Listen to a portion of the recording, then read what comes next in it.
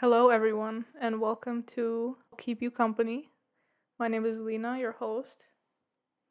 I decided to start a podcast. I don't know what made me think that I should start a podcast. I don't know how many cuts this thing is going to have. I've only recorded short form videos and content, and you could cut, you can edit, do as much as you need to do. Talking a minimum of 45 minutes straight. I don't know how I'm going to do that. I have a script prepared over here of just stuff that I want to discuss. But bottom line, I really need to relax. There's no way I'm gonna film for 45 minutes by being anxious. It is currently 7:15. I started the entire setup and everything at about 5 p.m. 2 hours of just trying to figure out the tripod, patch my mic, move my table, had to vacuum my room. It was dusty. Can't breathe in the dust. Figure out lighting.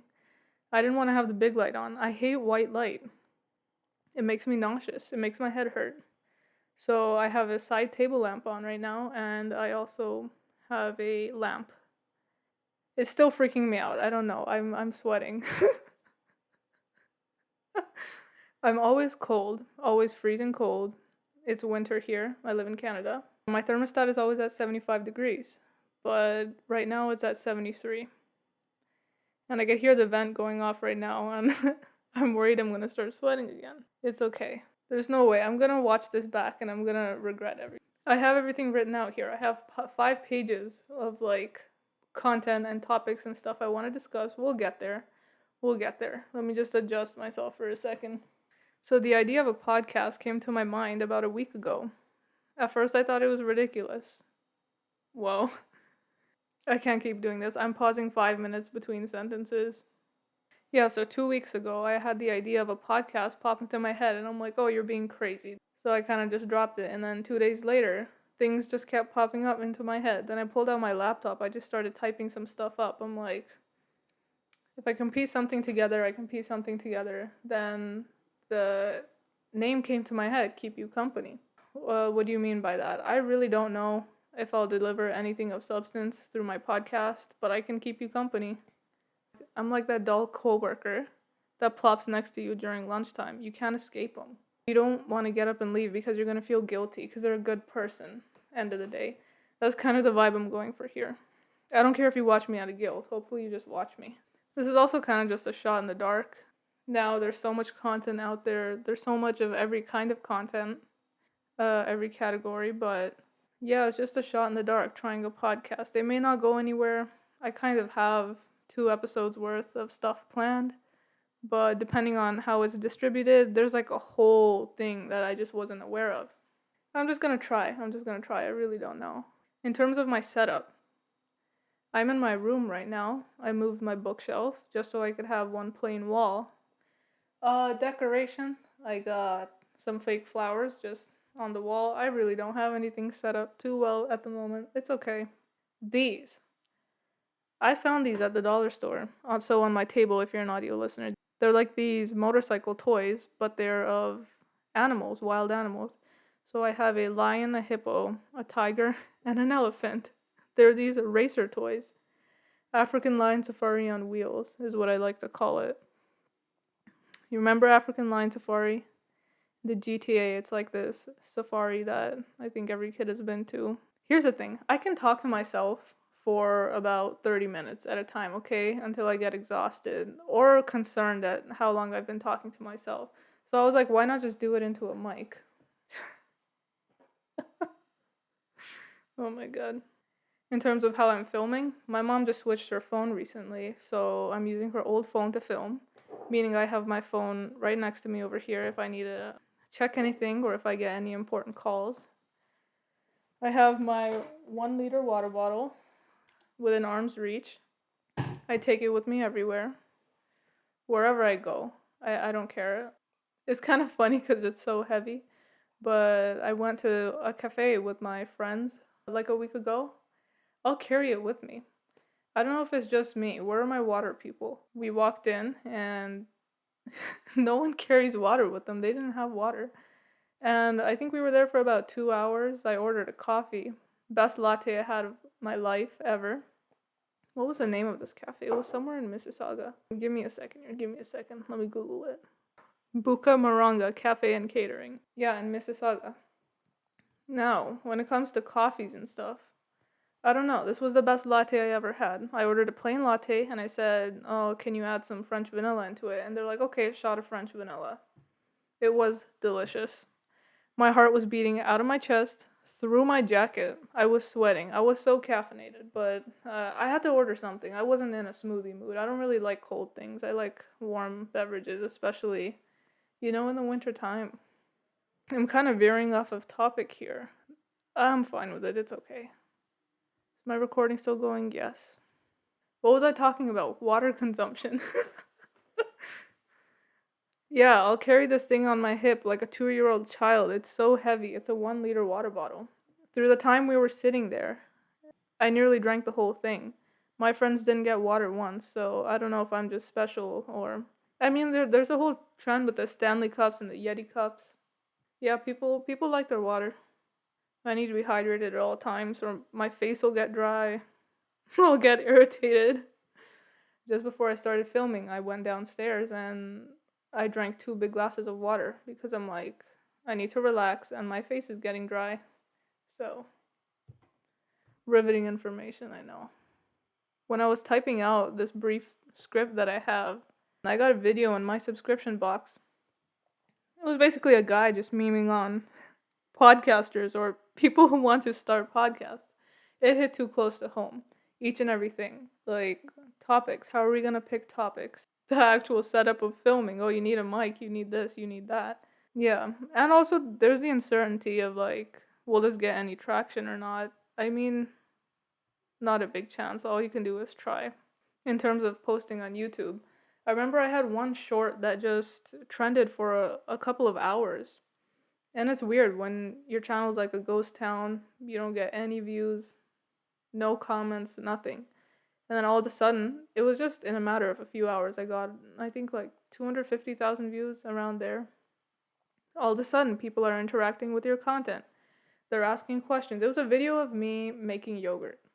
And people were curious. They're like, "Oh, I got some questions." They're like, "Oh, you need starter for yogurt. What's that?"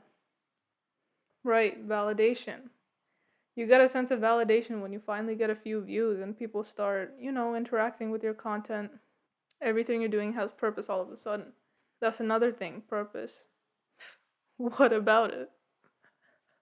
I'm blanking again. Give me a minute. You could be filming stuff, putting it on the internet. You don't get views. You don't get, people interacting with your content. It's like, what's the purpose? Why am I doing this? So yeah, what's my purpose in doing all of this? I don't have an answer for that. I genuinely don't. I told you about how the idea just popped up into my head last week. I don't have a purpose, but there's a drive. I don't know, there's an urge of doing this. Set up my camera, just gonna film this.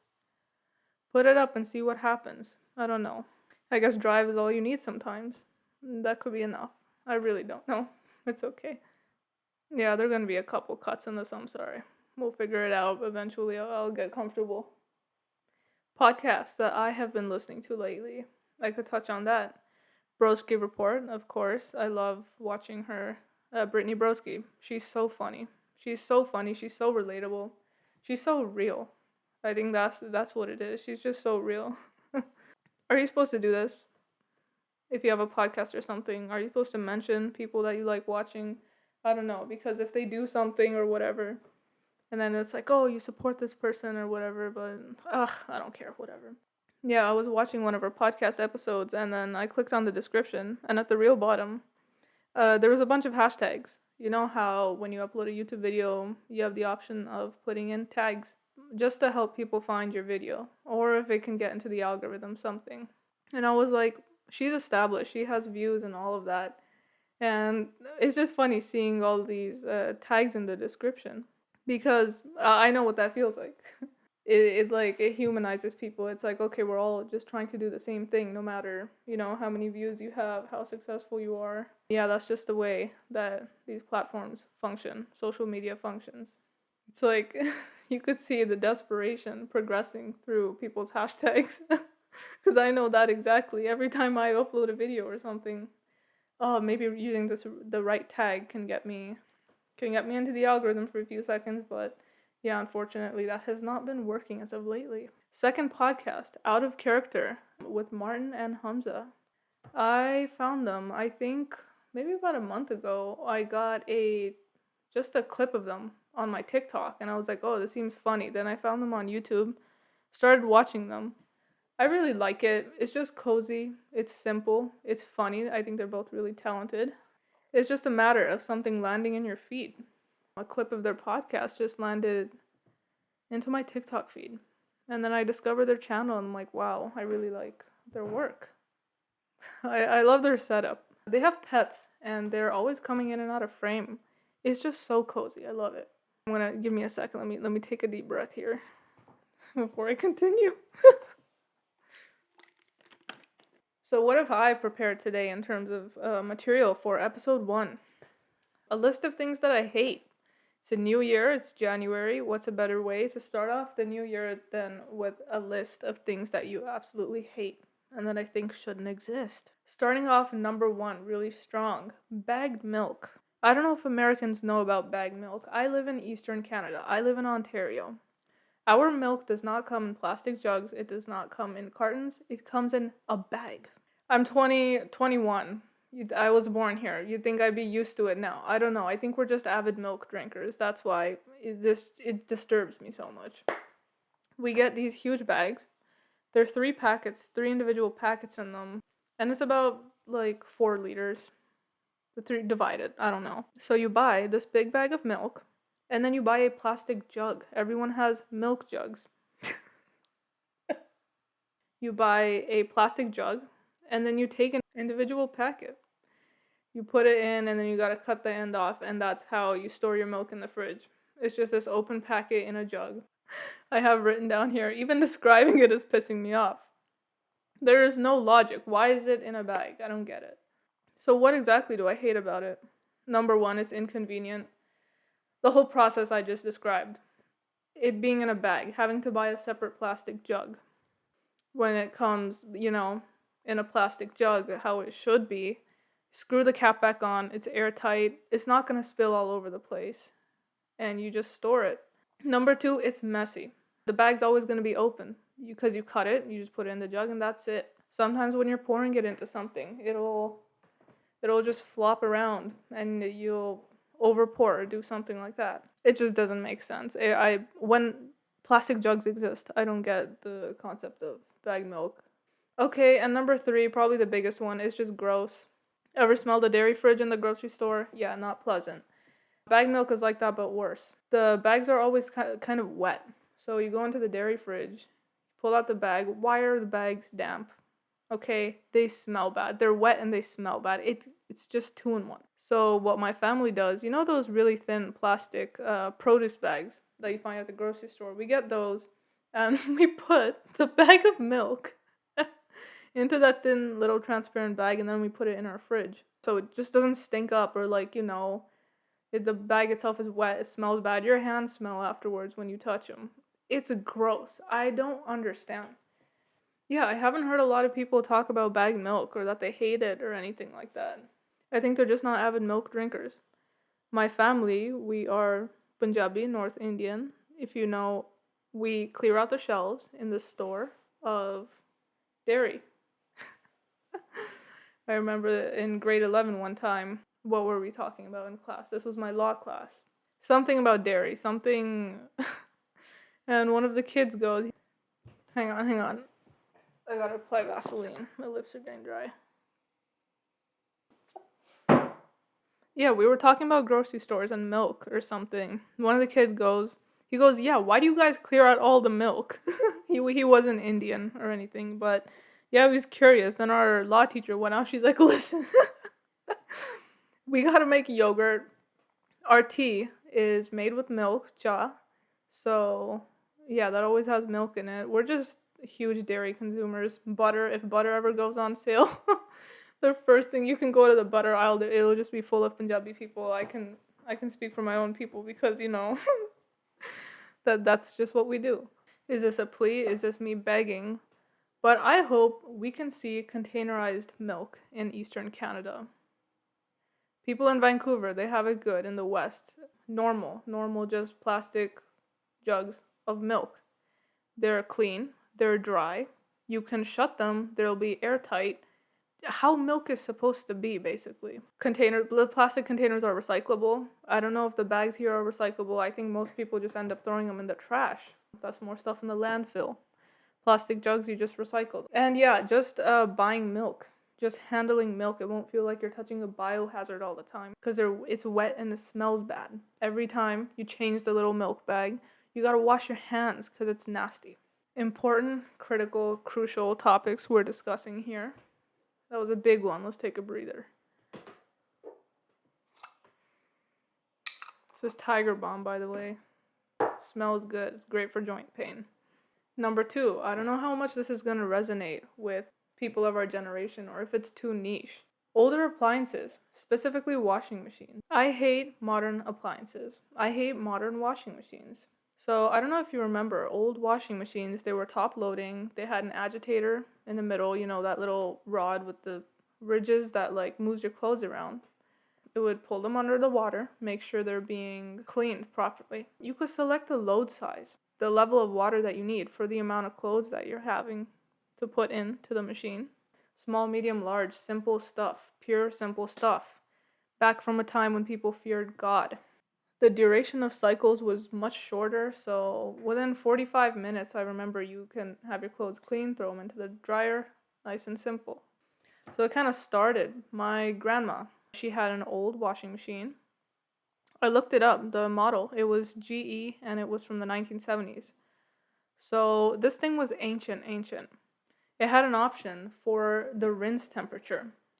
Now all machines, without question, have cold rinses. But this you could select hot or warm rinse temperatures. So whenever I would pull the clothes out of the machine to put them in the dryer, they would already be hot. It would throw me off because we had cold rinses on our machine over here. So this machine finally broke. It gave up in about 2019. So they had to get a new washing machine. They went to the appliance store. They got the closest one that they could find to the original, which was another GE washing machine. It had an agitator in the middle, but just the buttons and the dials and stuff were a little bit different. It wasn't as simple as the older machines. You could still select the load size. There's an option for bulky items. She basically called an intervention and we all had to go over. And I finally figured out like the settings to kind of make it simple and get it closest to what the old machine was like. My grandma still hated it. She hated it so much. She had a fit.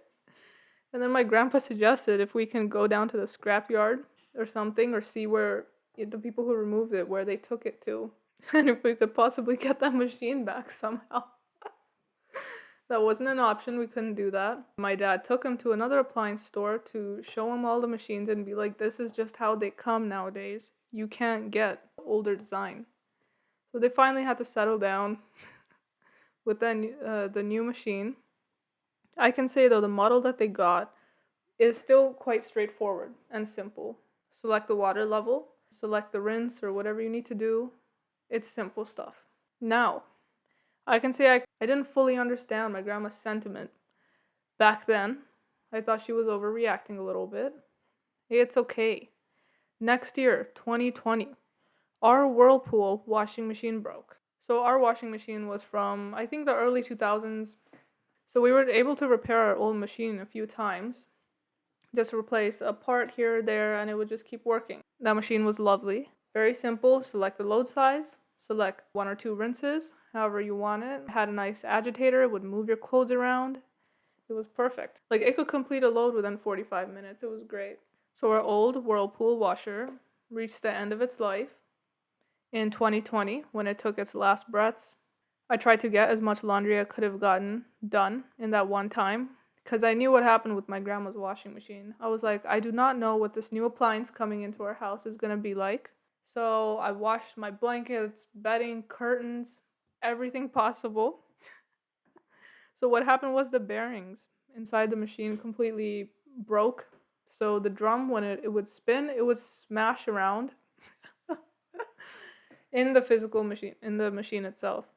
I remember I was able to make a glitch so you can get unlimited water.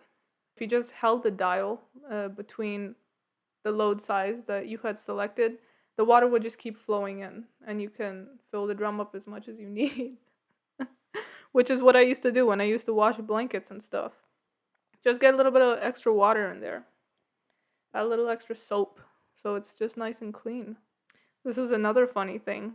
We had to hit the machine in order for it to work. That sounds hilarious. I was on TikTok the other day. I saw this meme. It was this Balkan man. He was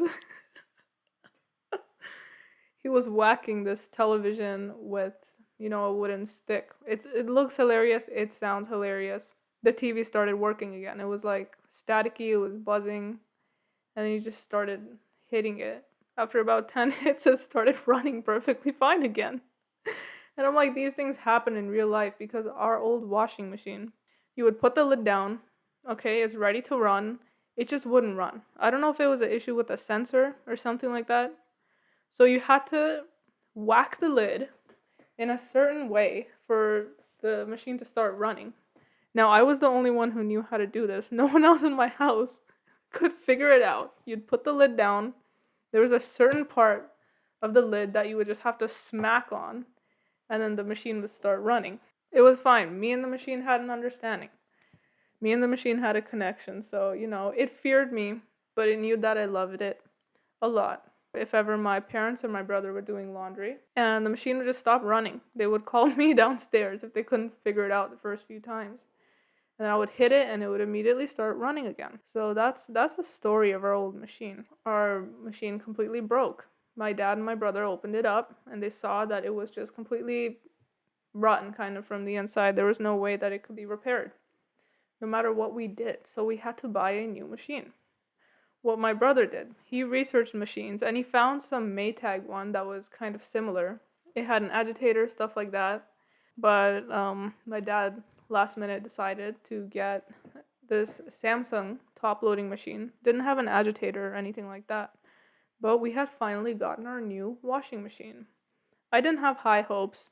Yeah, that's really when the horrors began of our new washing machine. So new machines, you can't select a load size, the amount of clothes that you put in. It has some weird automatic detection system, which is never right. It's never correct. It'll either take way too much water or way too little. For us, it's on the way too little side. So what I have to do, I have to dump in a watering can full of water to weigh the drum down. So, it'll feel that the amount of clothes is more than it is. So it'll take an adequate amount of water. If you dump a little bit too much water in, then the machine it'll fill the drum to the top. Basically, then the amount of soap that you're adding is ineffective. And there's just far too much water for the amount of clothes that you have. It's annoying. Why? It was so simple before. The amount of clothes that you have, small, medium, large, extra large, put your clothes into the machine. No, it was beautiful. Old machines were beautiful. You can start the cycle. The drum will start filling with water. You dump your soap in, nice and sudsy, beautiful. And then you start adding your clothes in. That's already saving time when the drum's filling with water as you're putting your clothes in. It was a different time back then, man. It would really beat all the dirt and sweat, anything out of your clothes. Perfect, shining, sparkling, clean, beautiful. Now this new machine, number one, it doesn't have an agitator. It just has that little spinny thing at the bottom of the drum. Doesn't really get your clothes clean. Now, did I let that stop me? Not at all. There's a pause button. I just pause it, and I have to go in manually with my arms, and I just use brute force to kind of massage these clothes and really get the dirt out. Because if the appliance itself, it's not doing what it needs to do, which is clean your clothes, you gotta take matters into your own hand. And it's not like a cheap appliance. We have thought about selling it again and trying to get a different washing machine, but I don't know, those things don't happen too quickly. So I kind of figured out what I need to do in order for this machine to take enough water. I go to the bedding setting, and just got to dump in a can of water so that it'll detect the weight, take enough water, add in your soap, all that kind of stuff. Here's the thing. Sometimes if it's not on the correct cycle, If it's on heavy duty or something, this happens. My brother just uses heavy duty. I've explained to him, you got to use bedding so the machine won't glitch. What it'll do, it'll display UR. That's just the code for glitch. Apparently, it loves doing that. The machine loves glitching. And it'll basically keep taking rinses. So it's just 2 rinses, normally what happens during a cycle. But then, it'll display UR, it'll glitch, and it'll keep doing rinses. These machines claim that they're energy efficient. You see the HE on these new machines? Explain to me how that's energy efficient. If the machine is going to glitch so easily, what is the mechanism in this machine that it just glitches and it'll keep taking water? You're wasting water that way. How is it any better than you just selecting the load size, you putting your clothes in, and it's just running normally and not glitching? What's going on? You think this stuff is just intuitive. It's simple. Washing machines should be simple. Washing your clothes should be simple. Am I crazy? Please tell me someone agrees with me. So I remember the day our new machine came in. My brother had to do a load of laundry. He put it into the machine. And again, just adjusting to a new appliance, which is apparently difficult nowadays. Basically, the machine didn't take enough water, this, that, everything I just explained. I thought it can't possibly be that bad when I saw him doing his laundry. He was complaining. Then afterwards, I had to do my laundry. That's when the horrors really began. I was like, what is this machine? Why is it not taking enough water? I was getting angry. I was like, why is it not, cleaning the clothes properly? Pause the machine, went in with my arms, like usual. That's how I do my laundry now. I gotta pause it, and then I gotta manually go in with my arms. God. My grandma is the same. Me and my grandma are the same. Brings me to my next point. I was so disappointed. So that evening, me and my grandma were on the phone. We were talking. She was like a crisis counselor.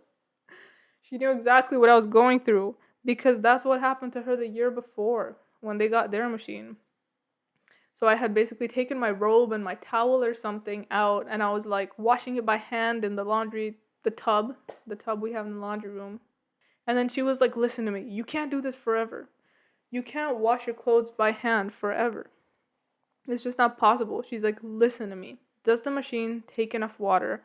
I was like, yeah, it does on certain settings. She's like, okay, that's fine. That's fine. If it takes enough water, that's all you gotta worry about. Don't worry about anything else. Do that. Okay, the mic's closer to my face and I can sit up. She's like, when I got my new machine, I was trying to wash my clothes by hand. I did that about for 2 weeks. Okay, it's not possible. You can't keep washing all your stuff by hand. My grandma can't speak English. She started saying English words. She's like, don't worry. And I was like, no. She really gets me. That goes to show you don't really understand someone's pain until you go through the same thing, which I did a year later in 2020 when we got our new machine. But she understood the degree to which I was disturbed by this new appliance that had entered our house. So when my family first came to Canada, they were living in an apartment, and it was like the mutual laundry, like you would go to the laundry area in the apartment. My grandma hated these machines. She's like, they don't take enough water. Again, this was back in the 90s, but she would bring a bucket with her every time she would go to do laundry. There was some sort of a tub nearby, and she would fill the bucket with water and dump it into the machine just to make sure it takes enough water. My grandma's a menace, okay? When it comes to laundry and household stuff, I love it. I get her energy. I get her. We're the same person, basically. Then eventually the apartment management, they had to put like a sign. It just said, please do not overfill the machines with water. Please do not add extra water. Did my grandma stop? No. No one can stop my grandma from her and her clean clothes. And I love her for it. She's one of the only people that understands my aggression when it comes to these old machines. These new machines and how much I hate them. Now, I don't have any sort of a green screen setup or any kind of system to which I can show a video, put in a video. I don't know how fair use works. I don't want to get copyrighted or flagged or anything for using people's videos. I'll figure it out. It's my first episode. Give me a bit of grace here. Videos you can search on YouTube. There are a couple. 1963 Whirlpool Imperial Mark 12. That is the name of this machine. These are basically videos I've seen just so you can grasp how good these old machines were. Beautiful, sudsy laundry. The agitator cleaning your clothes. Just look this up. Do yourself a favor so you can see what these old appliances were like. Next, the 1977 GE filter flow washer. Number 3, 1982 Maytag A810. These are the model numbers. But yeah, just look at these machines. They're like stallions, okay? There's no way your clothes could stay dirty. Machines that did their job. Will there ever be a time where, appliances were returned back to the old style? Okay, things were just more sturdy back then. They were just more effective. And from what I can Google and find, our old washing machine, the Whirlpool, the model name I think was Direct Drive. I could be wrong, but yeah. I saw the video of it, of the old machine that we have, and the sound was so nostalgic. Nostalgic of weekend, like Saturday mornings, You would wake up to the sound of laundry being done, the sound of the vacuum, sound of everyone screaming in your house. Typical, normal. The smell of pronte, what are pronte? Stuffed flatbread. That's what we eat. It's Indian food. It's weekend food. I think people make it more on the weekend. It takes a little bit of extra time. That's how you knew it was the weekend. That old Whirlpool washer, it was part of our family. I love that thing so much. I miss it. I actually felt so sad. Yesterday I was looking at these videos and like finding the model numbers and stuff. Man, it was actually sad. Simple times. So the new generation. I was born in 2002, so I grew up in the early 2000s. We got to experience these old appliances, these old machines, seeing what they're like. The new generation, I don't think they'll ever know what these machines were like or what I'm talking about, really. I see the comment section of these old washer videos. People are furious. Okay? They understand. They get it. That's where I find my community. That's where I find peace. For now, a washer brand that I've heard of is Speed Queen. I don't know if it's available in Canada, but I heard that their washers still kind of retain that old style. You guys bored? Probably bored. Just like I've been talking about washers and bagged milk. Call it the washing machine Olympics, man. Simple times. I want to tell a quick story. So when my grandparents, they came here in the 90s, they didn't speak English, nothing like that. So they found work. It was factory work. I think like most people with the immigrant experience. And yeah, again, just a way of communication. It's quite interesting to hear about. Didn't know the language. You came to a new country. Now you had to find work. So my grandpa was working as a mechanic in this garage. I think the owner was Italian. My grandma, she was just telling me this story of Halloween or something like that. And the owner had asked basically for my grandpa's, I think just his clothing. So what it is, we call it kurta pajama. So it's like this longer top and like these pants. I'll put in a picture if I can you do that in podcast? Are you allowed to put in pictures or something, or like will they be like, oh, it's not a podcast if you do that? I don't know. And my grandpa wears a turban, so he asked for fabric so that he could tie the turban. Now something like that, would it be problematic nowadays? This was back in the 90s. So for Halloween, he just wanted to, wear what my grandfather wears. I don't know. I feel like it was just simple. Or like in that time, now if someone were to do that, you would think, that's cultural appropriation or something like that. I think it was just really the time then. And like, I honestly don't know what it was. That's interesting. Now my grandma, she was telling me this in such a natural way. Yeah, I think you would just think differently in this generation and this time. I think it was harmless back then, in that situation or whatever. I think it was fine. Now it would be different. Yeah, I think things have changed now for sure. But that's just like kind of interesting. I want to share that. Yeah, it was interesting when I heard it as well. Last thing, I lied. Second last thing I want to talk about before this episode ends. A story of these stray cats that started coming into our backyard about 3 months ago. It was this mommy cat, and it had a kitten with it. So these two cats would show up. And one day, so I started feeding these cats. What did I feed them? Jane's chicken burgers. They were pre-cooked. You know the frozen chicken burgers? We didn't have cat food, so they would show up and they would sit on my backyard, the stair steps. Then I would microwave these chicken burgers, cut them up, and feed it to them. This cat, I think it might have been the kitten, probably about a month old. It was really tiny. So another day, I just stepped outside. It was beautiful sunset, to the front of my house to take a picture. And it was just, I think the feeling in the moment, describing it, it was so pretty. Gorgeous purple, pink sunset. And then I see something running across the street from our neighbor's house. And it was these cats, and there were three of them. There were actually two kittens. And they recognized me. They came up. And I was like, hi, hi. And I started pointing to the back of my house. I didn't know if they could understand me. They started running towards the back of my house. This was about like the first or second time I had seen them or something like that. So I run to the back of my house. And I was like, if they show up within the next few minutes, I'll know they were here. I'll know they're here. So they walked up and they came and they sat on the steps. All three of them. It was so cute. Oh my god. I gotta put in pictures. Yeah, then I heated up those chicken burgers and I fed it to them. My best friend was over that day and she was able to see everything happen. I would send her pictures every day of me feeding these cats, but she got to see it in real time. So these cats basically kept showing up every day. They knew that they would get food here. I think they really liked our backyard as well. They would just snap in our backyard. They started recognizing the sound of the screen, the door opening. So you would just hurl the door and they would come running out of nowhere. They just knew the sound of like, oh, this door is opening. That means they're going to feed us.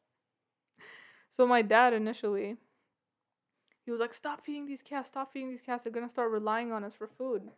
They're not going to hunt for food anymore or anything like that. You know how dads are. They're always like, no, we don't want a pet and stuff like that. You end up getting a pet and then, the dad loves them the most. And the pets also love the dad the most.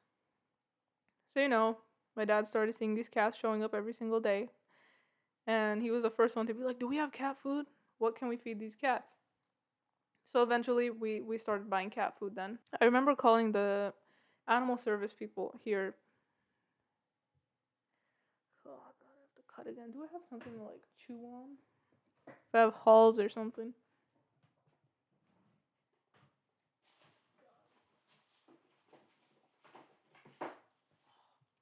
I have a cough lozenge.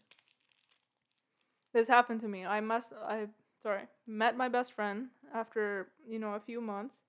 And we talked for 6 hours straight. I started getting a sore throat because of how much we were just yapping. Now I always keep cough lozenges in my purse. Give me a second. Back to my cat story. So I called the animal shelter. And they said, if the cat is that young, you gotta leave it with the mom or whatever. I was like, listen, I'm just trying to ask what the weather's getting cold. What can we do about these cats? They were like, listen, you could feed them. You could try to trap them. You can rent a trap from the city. I was like, okay, yeah, whatever. Meaning you guys can't come and help us and do anything at the moment? They're like, no, we can't.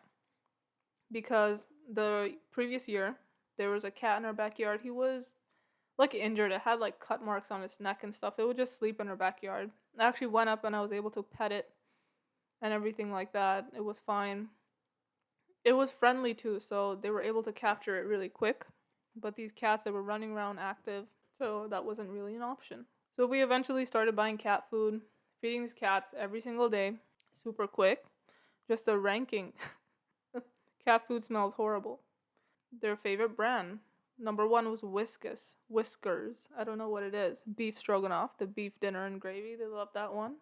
Number 2 was Friskies, the shredded chicken dinner. They love that one as well. They love that brand. Then, when these cats were munching 3 of these cans a day, we're like, okay, what's a budget-friendly wet food brand? We started getting special kitty. That it's one from Walmart. Yeah, their favorite was ocean whitefish and tuna. That's the one that they loved. They weren't too much fans of salmon. You'd think they're cats. They love salmon. Not exactly. They also like mixed grill and chicken dinner. They like those ones. We never did dry food, or we were thinking we should just get a big bag of dry food, and that would, be more reasonable. But no, these cats were really young. I don't think they had teeth, so they had a hard time eating, like even the chicken burgers and stuff, despite it being soft. These cats loved scrambled eggs. If we'd ever run out of cat food or something, I would make them scrambled eggs. I hate eggs. I don't like the way they taste. I don't like the smell. But for these cats, I was like, we have nothing else to feed them. I'm just gonna make some scrambled eggs. So it was scrambled eggs, then cat food. That was their order of. You guys enjoying this? Oh, yeah. Right. So these cats would show up without fail every single day.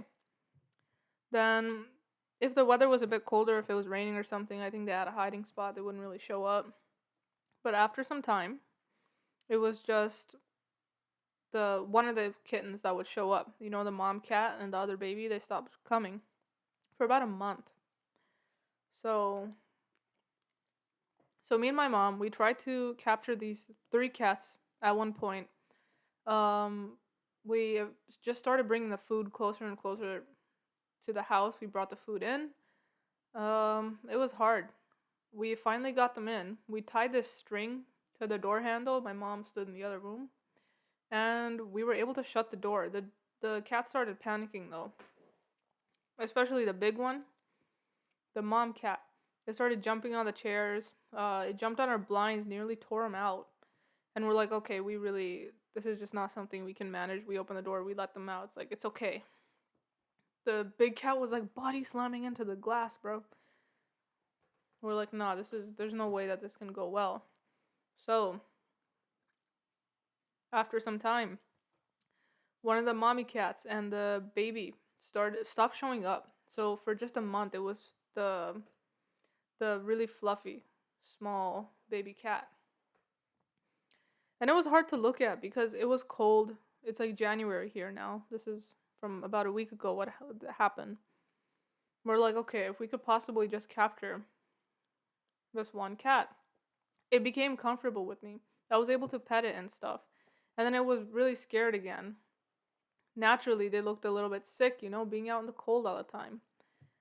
And my God, you feel so helpless when you see this animal. You're like, I want to help you, but you're scared of me. What can I do?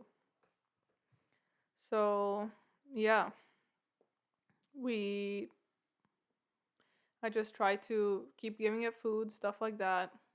And it was one day that you gotta have a lot of patience, man. I kept inching the food, closer and closer into the house, and we were able to get inside.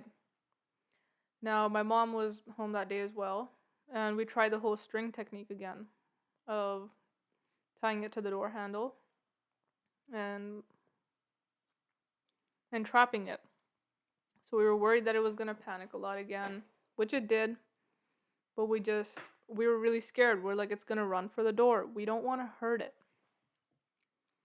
But I just remember the hour of work beforehand of me just trying to get it to sniff my hand and stuff like that. It would sniff my hand, it would kind of like swat it with its paw and then roll over. So like it was trying to play with me, but it was still so scared of, letting me pet it. Somehow I just kept inching the food closer and closer into our house. Then my mom, she got a string, tied it to the door handle, same technique that we did when it was the 3 of them, but now it was just this one cat.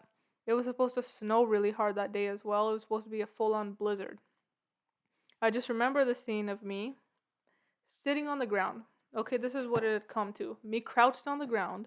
This cat, 2 feet away from me, just sitting on the step outside, looking at me. The wind was blowing it so hard.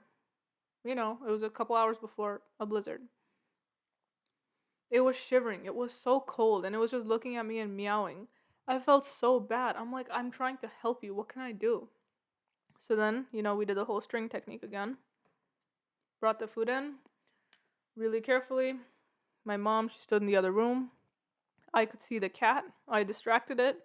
My mom was able to shut the door. Yeah, the poor thing, it was panicking for a bit. But then it kind of just hid on one of our dining chairs underneath the table. So we're like, okay, we got this cat inside. Thank God. See, I kept feeling like, oh, this thing is panicking. We need to let it out again. My mom's like, what are you talking about? We finally shut the door and it's inside now. So then I called the animal service people again. What can we do? They're like, yeah, well, if as long as it's contained and stuff, we can send over an animal officer or something to come get it. So we did that. It was just a really long process. The lady came. She took a look at the cat. She's like, I can't necessarily trap it because it's so scared. It's going to run around. So, yeah. What happened then? She left the crate and she left a towel. She's like, listen, you can try and trap it yourself, or I'll come back tomorrow morning, or we'll get, a more experienced person who can actually capture this little thing. So, yeah, it just kept running around. Now we have this really heavy dish cabinet in our kitchen. You know the ethnic cabinet with all the fancy dishes? It's like 300 pounds. Yeah. Cats are literally liquid, okay? They can fit into these tiny little spots. This thing was fully pushed against the wall. It just started running around, panicking again, and somehow got behind this hutch, this dish cabinet. This thing, I'll insert a picture. It wasn't even against the floor because there was no space. It was mid-air, sandwiched between this dish cabinet and the wall. So it was just stuck there. So then, nor my brother nor my dad were home. It was just me and my mom. We had to use, our Hulk strength, pull this 300-pound dish cabinet forward so this cat could hopefully just drop to the ground carefully and we could capture it, put it in the crate. No, this dish cabinet from the front looks fully solid at the bottom. There's no space. Pull the cabinet out. We heard the cat, okay, slide down. We're like, it's on the ground now. Where did it go? It disappeared. We're like, did it run and we didn't see it? Or where could it have gone? No. So at the back of the dish cabinet, the area that looked fully solid, there was actually a gap there, about this big. It was so small. That cat just went underneath it, and it was hiding there. When you think a task can't get possibly more difficult, and then it gets more difficult, that's the thing. It's the uncertainty of how long stuff is going to take. I start getting tired. I'm like, well, hurling around a dish cabinet is not too easy, right? So again, me and my mom tried. We tried pulling the dish cabinet out more. Cat finally came out and then it ran for the living room. I tried to grab it, I couldn't. It went and started jumping on our TV stand, went straight underneath the sofa. At this point, I'm like, I don't know how much longer this can take. Then I get a broomstick. I have to put it underneath the sofa. I start moving it. I'm like, okay, when I feel something a little bit heavy, I'll know that it's the cat. Then I'm like gently nudging it. And then I feel this heavy thing. I'm like, okay, I found the cat. Then I see it, scrambling, try to get out from underneath the sofa. Then I had this towel with me. Ready to grab this cat. Caught it the first time. I didn't know how squishy cats actually are. If you don't use enough force, to grip it, it's gonna slip out, which is what happened the first time. So then I almost had it in the crate. It ran away again. Went straight for the, we got a new TV. Went straight for the TV and started kind of jumping at it. I don't know. I thought it could enter a new dimension or something. Hopefully be outside again. Hey cat, we just saved your life. There's a blizzard outside. Relax. So I was like, okay, I have so much adrenaline going through me at this point. I take the towel. I was finally able to grab the cat off of the TV stand. You have to use enough force. I was so scared. I'm like, I don't want to hurt this cat, obviously, right? But yeah, I was like, that's it. I'm not letting go of you this time. Finally got it into the crate. Oh my gosh. Yeah. Got into the crate, shut the door. This cat wasn't moving. I was so scared. I saw it. It was like this ball of fur and the pink towel. Why isn't this cat moving? I was so scared that I had killed it or something like that. I'm like, Mom, I think I killed it. I think I killed it. Those few seconds of panic that shot through my body, I was like, I'd never be able to forgive myself. 3 months of work to try to save these cats, and if I had heard it, oh my gosh, I could never forgive myself.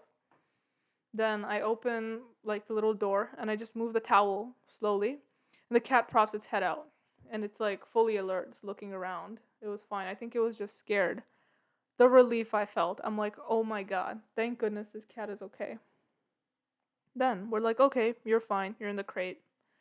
I had a scratch on my hand pretty deep. I could still see it. It's like scarred now, but it was bleeding. Then I quickly just washed it with soap and water, cauterized it with 99% alcohol. I don't want to get sick from this cat scratch. Yeah, God knows what kind of diseases and stuff it has. But it was fine, and I'm glad. It's healing, it's okay. But yeah, call the cat agent people lady, whatever. Yeah, it took him about half an hour to get here. But I was just sitting on the ground with that cat. I was like, damn. I've been feeding you for 3 months. I've basically raised you at this point. I don't know where the other two cats went. It's unfortunate. It's sad. But yeah, we just saved the one that we could, basically. By this point, there was a full-on blizzard outside. Everything was blowing around. It's weird. It's God's timing. I don't know. So many failed attempts of trying to help this cat. It just didn't work. And the day it was going to happen, it just happened. And we were able to save this cat. So fluffy, so adorable. I'll put the images on the screen. But yeah, I just sat next to that cat until the people showed up. Have you ever heard a kitten cry? It's heartbreaking. It's so sad. It sounds like a baby mouse squeaking or something. Not fun to listen to. Don't like it. Don't recommend. But we're like, listen, we got you to safety. You're warm now. We did what we could. And I remember at that moment, I didn't really feel anything. Probably all the adrenaline in me. I remember I told my friend, I'm like, I finally captured the cat and everything. It's safe now. It's okay. They're like, oh, it's so sad. This, that, you've been. And I'm like, I didn't feel anything. I was just so numb at that point. I don't know what it is. However, 3 hours later, I think when all, the adrenaline rush wore off and everything, I was like, damn, I'm not going to see that cat tomorrow. I'm so sad. Everything hits me after the fact. Like, any sort of dramatic event, something happens where you're like really panicked or scared. I just go numb. I can't feel anything for a while. 2-3 hours. And then afterwards I calmed down and it hit me and I was so sad. I'm like, oh my god. I raised this cat and now it's gone. I'm sad. Every morning I would come downstairs and straight to the backyard door. The cat would be sitting there and I would feed it. And I still do that. I come downstairs and I'm like, oh, gotta go to the backyard door. The cat's waiting there. I need to feed it. But no, not anymore. It's okay. It's warm. It's safe. Probably got all the injections that it needs at the cat shelter.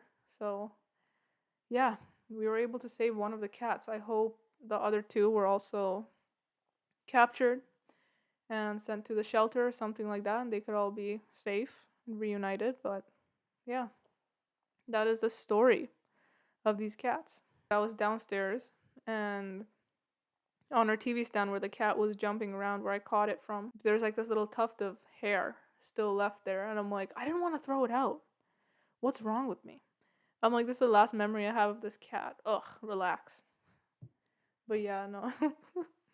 All the emotions hit me after the fact. Now, would I ever get a pet cat? No, I wouldn't. This thing was adorable, trust me. Cats have nails, okay? They scratch you. I don't have a lot of patience. I don't have a lot of energy either to handle a pet at the moment. I think that's what it is. I do want to get a rabbit one day, a Holland Lop, a dark gray one, or I think they call it blue rabbits. They're like a really beautiful dark gray color. I'm at 1 hour and 20 minutes, man. How did this happen? How did this happen? It's like when I talk on the phone with my best friend. At first, we're like silent. We don't have much to talk about for the first hour, and we're like, it's okay, we're warming up. And then we go for 6 hours at a time. That's a work shift. You clock into work, you work 6-7 hours, and then, But I feel like that's kind of how I'm at right now. I'm able to talk now. Okay, I think I'm gonna have to save my story about my pet rabbit and stuff for the next episode or something like that. Super quick, I want to talk about songs that I'm listening to at the moment. Red Potion by Rema. Go listen to that song. It's amazing. I think he released a new album around 2 weeks ago. It's a really good song. Rema kind of blew up in the West after he did Calm Down, I think with Selena Gomez. I found Rema, I think, in 2020. First song, it was like, I think Lady. That's the first song I heard of his, and Woman. Very good songs, both of them. Go listen to Rema's music. Red Potion. It's such a unique song. There are like so many layers to it. It's so like intricate. Yeah. I don't know how this podcast is gonna go. If I watch this and I hate it and I don't want to post it, I don't know how it's gonna go up. I've been trying to film for like the past week. This is done. I need to get this up. Yeah, that's about it. Tell me what you want to see. I don't know what kind of segments I should do or anything like that. Just let me know. Advice segments. Not that I'm qualified to give anyone advice. But, just any kind of suggestions. Any kind of topics you want me to talk about. Anything like that. You know how they say, oh, rate me 5 stars or whatever? Do that. I don't know how podcasts and stuff work. But I think it'll help me out. So, I don't know. Do it. Please. I don't want to sound pushy, but that would be so nice of you if you did that. Next week, I started preparing some stuff about things that I love. We did things that I hate today, but I think I'll have to talk about things that I love next week. If you managed to sit through this episode, thank you. And yeah, take care, and I'll see you in the next one. Bye.